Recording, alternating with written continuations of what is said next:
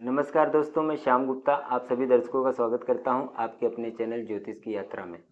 जैसा कि मैं जो भी ज्योतिष के बारे में बात बताता हूं आप लोग को साइंटिफिक तरीके से बताता हूं। आप ज्योतिष को बड़े साइंटिफिक तरीके से सीख सकते हैं। तो पिछली वीडियो में मैंने जैसे बताया था चंद्रमा के बारे में कि चंद्रमा अगर शुभ हो कैसा फल देता है, अगर अशुभ हो तो क्या उपाय करना चाहिए। तो आप लोगों ने उसको समझा होगा और आशा करता हूँ आप लोगों ने उसका उपाय भी किया होगा। तो कुछ ग्रह योगों के बारे में मैं आज बात करूंगा दोस्तों, जिसको देख के आप बड़े आसानी से, जैसे कि चंद्रमा शुक्र के साथ हो या चंद्रमा शुक्र पे दृष्टि डाले या चंद्रमा बुध की युति हो, चंद्रमा शनि की युति हो, तो कैसा जीवन होता है उस जातक का, इसके बारे में बड़े आसानी से आज हम समझेंगे और एकदम साइंटिफिक तरीके से समझेंगे दोस्तों। तो चंद्रमा और बुध अगर कुंडली में आप देखिए, चंद्रमा बुध की युति आपकी कुंडली में किसी भी घर में हो, ज़्यादातर तो तीसरे घर में, चौथे घर में और सातवें घर और नौवें घर, इन घर में अगर चंद्रमा बुध की युति हो तो वही बहुत बुरा माना जाता है। बोलते हैं कि चंद्रमा पानी है और बुध रेत है, जैसा समंदर का खारा पानी होगा ऐसा फल देता है। मतलब समंदर का खारा पानी के जैसा ये फल देता है। चंद्रमा पानी है और बुध रेत है, ये वन ट्रैक के हो जाते हैं, एक ही बात सोचते हैं, किसी बात को अगर सोचेंगे तो वही बात सोचते हैं। ये एक प्रकार से आत्महत्या का योग है दोस्तों, सुसाइडल टेंडेंसी होती है इनके अंदर। जो बात सोचते हैं वही सोचते हैं। जैसे हम लोग नॉर्मल लोग जैसे हैं, जिसका चंद्रमा बुध की युति नहीं होती, तो वो लोग कैसा एक बात सोचते हैं, एक बात कर रहे होते हैं और एक विचार पीछे से चल रहे होते हैं दिमाग में। आप देखिए, जिसके चंद्रमा बुध की युति नहीं होगी, चंद्रमा कहीं और है, बुध कहीं और है, तो वो एक बात कर रहे होते हैं सामने वाले से, दूसरी बात जो है पीछे से सोच रहे होते हैं। मतलब चंद्रमा है दिल और मन, चंद्रमा हमारे मन का कारक है और बुध जो है दिमाग है। तो वहाँ पे जो है दिमाग पीछे से काम कर रहा होता है और चंद्रमा अपना सोच रहा होता है, या दिमाग काम कर रहा है तो चंद्रमा अपना सोच रहा होता है। मतलब बुध काम कर रहा है तो चंद्रमा सोच रहा होता है और चंद्रमा का चल रहा है तो बुध अपना काम कर रहा होता है, ऐसे। लेकिन जिस जातक का चंद्रमा और बुध साथ में हो जाते हैं दोस्तों, युति हो जाती है कुंडली में, या संबंध बन जाए, दृष्टि से संबंध बन जाए, युति से या दृष्टि से संबंध बन जाए, तो वो जातक वन ट्रैक एक सोच का हो जाता है। ज़्यादातर युति में ही इसको देखते हैं। उनके अंदर एक बात ही चलती है, एक ही सोच होता है, वन ट्रैक। जो सोचेगा वही बोलेगा।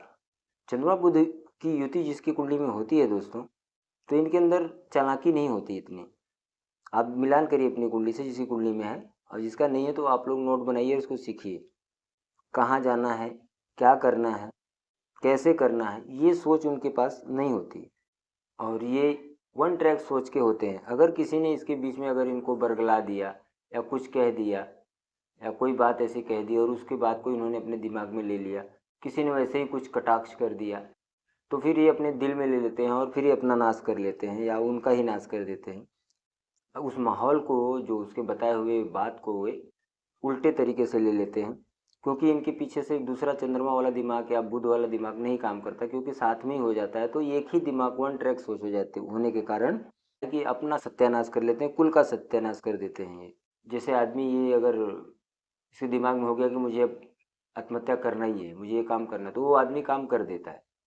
पीछे से ये सोच नहीं आती कि मुझे बचना है, नहीं बचना है, मैं मर जाऊंगा तो आगे क्या होगा। ये पीछे से बैकअप में पीछे से कोई सोच नहीं आती, जिसके कारण वो आदमी लटक जाता है। तो ये लोग ज़्यादातर आत्महत्या वगैरह करते हैं।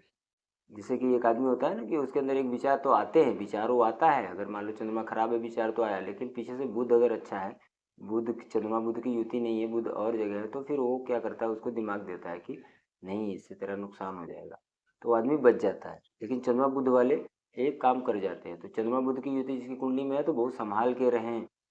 चंद्रमा है पानी और बुध है सीढ़ियाँ, तो बुध और चंद्रमा मतलब कुएं में कोई सीढ़ी हो या कोई पानी की टंकी के पास इनका जन्म होता है। पानी की टंकी होगी जिसपे सीढ़ियाँ लगी होंगी, जो जल निगम का पानी का टंकी होता है उसके पास, या अपने घर में भी सीढ़ियों के पास पानी का कोई स्थान ना बनाए, इस बात का ध्यान दें। बहुत परहेज रखें दोस्तों, बहुत बुरा हाल कर देता है। अगर चंद्रमा है पानी और बुध है सीढ़ियाँ, आप लोग ध्यान करिए और नोट कर लीजिए।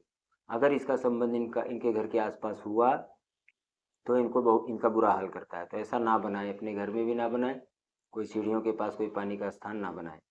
अब बुध मान लो पहले घरों में हो, 1 से 6 घर में बुध हो, और चंद्रमा जो है बाद के घरों में हो, जैसे कि यहाँ पे चंद्रमा बैठ जाए, बुध यहाँ बैठ जाए, चंद्रमा यहाँ बैठ जाए, बुध यहाँ बैठ जाए, तो इसकी दृष्टि आएगी। बुध यहाँ बैठ जाए, चंद्रमा यहाँ बैठ जाए, चंद्रमा यहाँ हो और बुध यहाँ हो, इसकी दृष्टि पड़ेगी।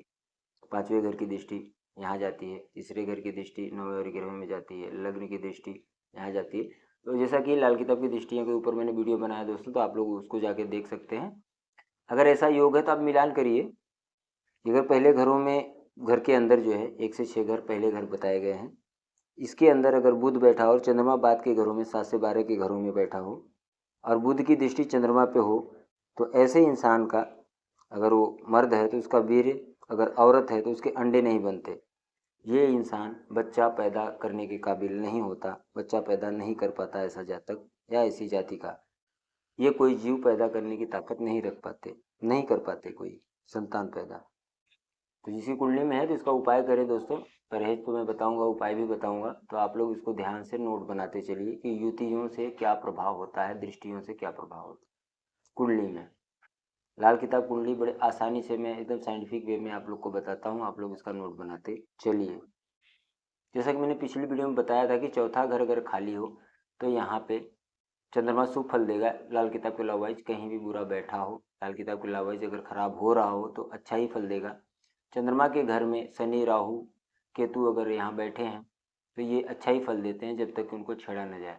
शनि बैठा है तो जब तक मकान बनाओगे, राहु बैठा है अगर घर में कोयला जलाने का काम किया, धुआं घर से उठे, कोयला जलाने का काम, तो फिर वो वहाँ वो राहु बुरा फल देता है, आप समझ जाइए। और शनि बैठा है तो जब मकान बनाए तो बुरा फल देता है। वैसे वो बहुत अच्छा फल देते हैं चंद्रमा के घर में, क्योंकि चंद्रमा माँ है सभी ग्रहों की, ये यहाँ अच्छा ही फल देते हैं। पापी ग्रह वो पाप ना करने की कसम खा लेते हैं।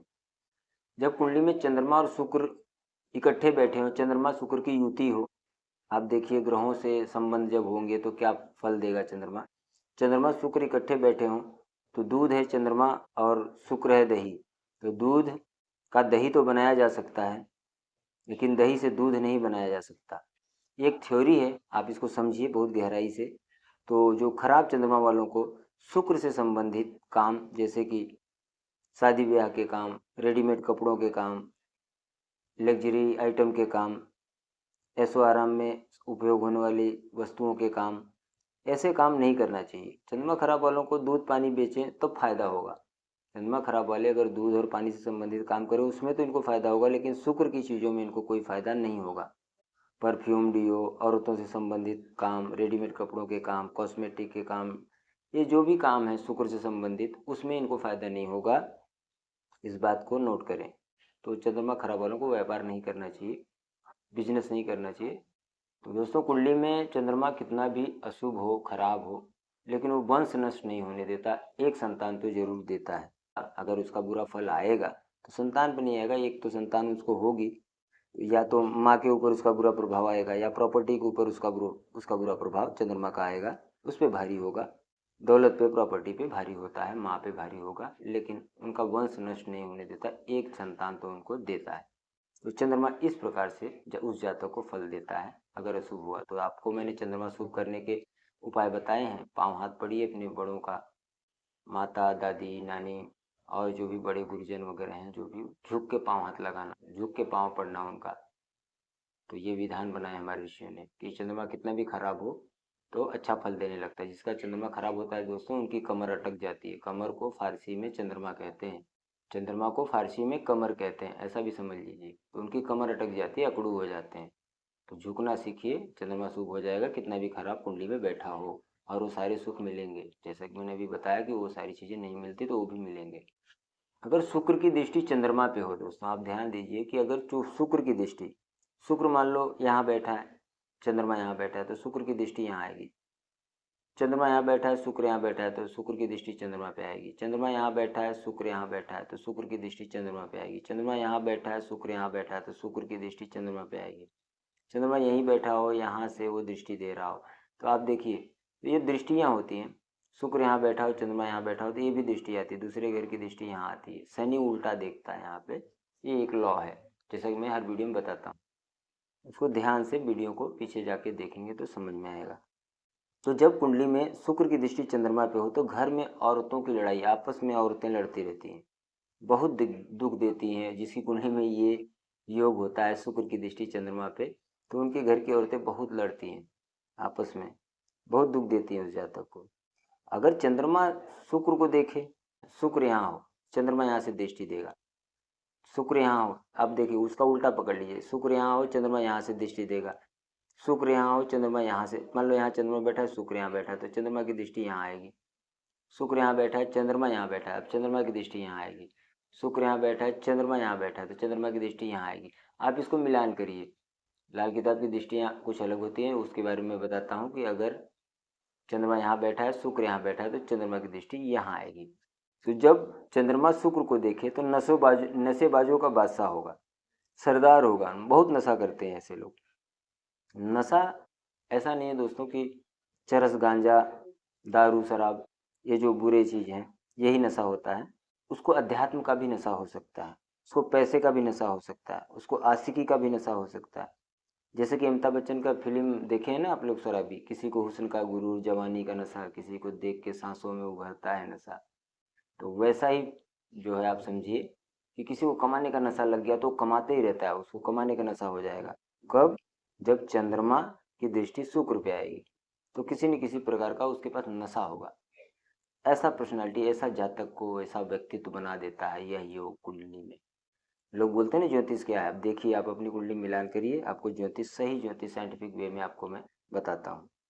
या तो पूजा पाठ ही हो जाएगा, या आशिक ही हो जाएगा, या उसको पैसा कमाने का नशा लग जाएगा। जो भी करेगा वो बाकमाल करेगा, मतलब बहुत ज़बरदस्त करेगा। अगर आशिक होगा तो बहुत ज़बरदस्त, गाना गाने का नशा लग गया तो गाना गाएगा, और नशे का ही नशा लग गया, मान लो चरस, गांजे का, शराब का, तो दबा के दारू शराब पिएगा और वो उसमें कमी नहीं करेगा। इस प्रकार से इसको आप बुरा योग माने या अच्छा योग माने, देखिए इसको, ये योग है, इसको ध्यान से समझिए। और कुछ बातें हैं दोस्तों की, जब चंद्रमा बोलते हैं कि अगर खराब है तो कैसे जाने। जैसा कि मैं योग तो बताऊंगा अभी, चंद्रमा के साथ शनि का संबंध बताऊंगा। तो जिस जातक के, जिस बच्चे के जन्म लेने के बाद उसके घर पे कोई बच्चा जन्म लेता है, एक भाग्य लेके जन्म लेता है। अगर कोई बच्चा किसी घर पे जन्म ले रहा है तो आप लोग ध्यान दीजिए, उस बच्चे के जन्म के बाद अगर प्रॉपर्टी बिकने लगे, परेशानियां होने लगे, माता और दादी के बीच में लड़ाई झगड़े होने लगे, घर की सुख शांति, मन की सुख शांति खराब होने लगे, मतलब हर प्रकार से बर्बादी अगर चालू हो गई, तो कैसे भी अगर परेशानी होने लगे तो समझ जाइए कि इस बच्चे, जो बच्चा जन्मा है, इसकी कुंडली में चंद्रमा बहुत ज़्यादा खराब है। इसका फर्ज बहुत ज़रूरी होता है इसकी कुंडली दिखा के इसका उपाय करना। आप लोग बहुत सतर्क हो जाइए दोस्तों, ज्योतिष को समझिए और ज्योतिष को अपनाइए और अपने जीवन को सुखमय बनाइए। कोई भगवान उतर के नहीं आने वाला। जो अपने कर्म क्षेत्र में श्रेष्ठ है, गीता में भगवान ने कहा, जो अपने कर्म क्षेत्र में श्रेष्ठ है वो मेरा ही स्वरूप है। मैं मुनियों में कपिल मुनि हूँ, वृक्षों में पीपल हूँ, नागों में शेष नाग हूँ। तो जब हम बीमार होते हैं तो हम डॉक्टर के पास जाते हैं, क्योंकि वो, उनको हम भगवान का स्वरूप कहते हैं। क्यों? क्योंकि उनके पास वो नॉलेज होती है, उनको पता होता है हमारे अंदर कहाँ विकार है, तो उसको वो जैसे ही उस विकार को, उस ब्लॉकेज को, उस टॉक्सिन को, शास्त्रों में टॉक्सिन को असुर कहा गया और न्यूट्रिशन को देवता कहा गया दोस्तों। तो जब वो रुकावट होती है तो उस असुर को भगाने के लिए हम न्यूट्रिशन, डॉक्टर न्यूट्रिशन देता है और उस असुर को बाहर निकाला जाता है और हम संतुलित हो जाते हैं और स्वस्थ हो जाते हैं। तो आप लोग समझिए इस गहरे विज्ञान को। कहीं पूजा पाठ में ज़्यादा पड़ गए तो फिर ताबीज जंतर में, तो फिर जीवन खराब हो जाएगा दोस्तों। तो हमेशा सतर्क रहिए, क्योंकि ये जीवन अनमोल है, मनुष्य का जीवन मिला है। मेरे जीवन में भी समस्या आई तो मुझे बताने वाला कोई नहीं था, इसलिए मैंने एक चैनल बना के मैंने इसकी पढ़ाई की और अब मैं लोगों को बताता हूँ। सबका जीवन सुखमय हो, ईश्वर सबको सद्बुद्धि दे, इसी प्रयास में मैं लगा हूँ दोस्तों, कि सबको मैं बता सकूँ कि सही साइंटिफिक वे में सही साइंस क्या है, सही ज्योतिष क्या है। आप अपनी कुंडली देखिए, हर व्यक्ति एक अलग पर्सनालिटी, एक अलग व्यक्तित्व है। उसकी कुंडली में बैठे ग्रहों के आधार पे जैसे दशा अंतर्दशा आती है वैसा उसका जीवन होता है।